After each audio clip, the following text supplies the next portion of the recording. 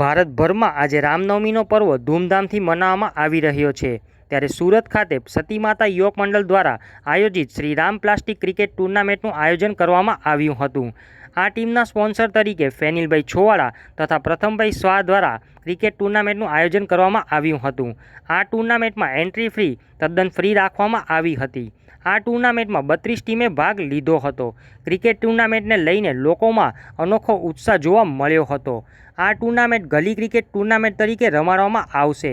આ ટુર્નામેન્ટની શરૂઆત શ્રી રામ ભગવાનની પૂજા કરીને રાષ્ટ્રગીત વગાડીને ઢોલ નગારા વગાડીને કરવામાં આવી હતી। ગલીના આજુબાજુમાં રહેતા લોકોનો પણ સારો એવો સપોર્ટ મળ્યો હતો।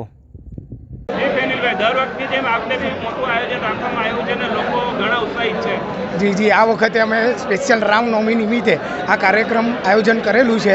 શ્રી રામ કપ આજે અમારું આ સેશન 3 છે। આમાં નવો એવું છે કે આપણે ટ્રોફી સેરેમની રાખેલી છે જે સુરતમાં અત્યાર સુધી કોઈ રાખી નથી। આપણે ટ્રોફીનું પહેલેથી ઓપનિંગ સેરેમની રાખી દીધેલી છે કે આપણે ઓપનિંગ હમણાં ટ્રોફી લોકોને ટીમે બતાવી દઈશું। ઘણી જગ્યા પર બધે એવું થાય છે કે ક્રિકેટ મેચ પતી જાય ફાઇનલ મેચમાં ટ્રોફી બતાવવામાં આવે છે, જ્યારે આપણે આઈપીએલમાં કેવું ટ્રોફી પહેલેથી બતાવવામાં આવે છે એ હિસાબે આપણે આ ટ્રોફીનું આયોજન રાખેલું છે કે પહેલેથી જ આપણે ટ્રોફી બતાવશું બધાને 32 ટીમને। આ નોકઆઉટ તદ્દન નોકઆઉટ ટુર્નામેન્ટ છે અને 32 ટીમ ભાગ લે છે અને આમાં કોઈ પણ જાતની એન્ટ્રી નથી, તદ્દન ફ્રી એન્ટ્રી રમાડવામાં આવે છે। મુખ્ય હેતુ એ છે કે આપણા હિન્દુ ભાઈ બધા એક મળીને રમે, કોઈની સાથે કંઈ મગજમારી નહીં કરે અને આ ટુર્નામેન્ટ સારી રીતે પતે, એક મારો આ સંદેશ છે। આ ટુર્નામેન્ટમાં ટોટલ 32 ટીમે ભાગ લીધેલો છે અને એન્ટ્રી તદ્દન ફ્રી છે, કોઈ એન્ટ્રી નથી, આપણે ફ્રી એન્ટ્રી રાખે। સતી માતા યુવક દ્વારા જે આ ટુર્નામેન્ટ રમાડીએ છીએ આ સેકન્ડ યર છે શ્રીરામ કપ, અને આ વર્ષે જે ટુર્નામેન્ટ રમાડીએ છીએ એ કંઈ નવીન છે, કેમ કે જે આઈપીએલમાં જે ટ્રોફી સેરેમની કરે છે ફર્સ્ટ ટુર્નામેન્ટ ચાલુ થાય એની પહેલાં જ એ રીતે જ આપણે ટ્રોફી સેરેમની બતાવીએ છીએ। ફેનિલભાઈ છોવાલા અને પ્રથમભાઈ શાહ।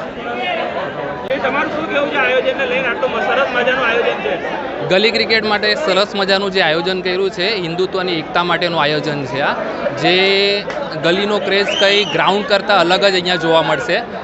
બધા અહીંયા ખેલાડીઓ એકઠા પણ થયા છે, બધાની ઉત્સુકતા બહુ વધારે છે કે ક્યારે લોસ થશે ને ક્યારે બધા પોતપોતાની ટીમ સામે કોની ટીમ રમવાની છે એની ઉત્સુકતા સાથે બધા અહીંયા ભેગા થયા છે। ના, અમારી પણ ટીમ છે। અમે ફાઇનલમાં આવવાની પૂરેપૂરી ટ્રાય કરવાની છે। સોરા 11 અમારી ટીમનું નામ છે અને અમે પૂરેપૂરી ટ્રાય કરશું કે અમે ફાઇનલ સુધી આવશું। મારું નામ મનીષ મોરે છે।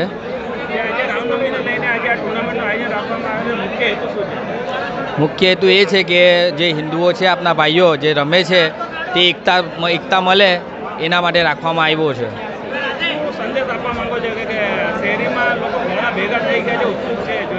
હા, મેં એ જ આપું છું, એકતા એક કે બધા શાંતિથી અને સંપૂર્ણ રીતે રમે એવી સંદેશ આપું છું। ટોટલ 32 ટીમ લઈ છે।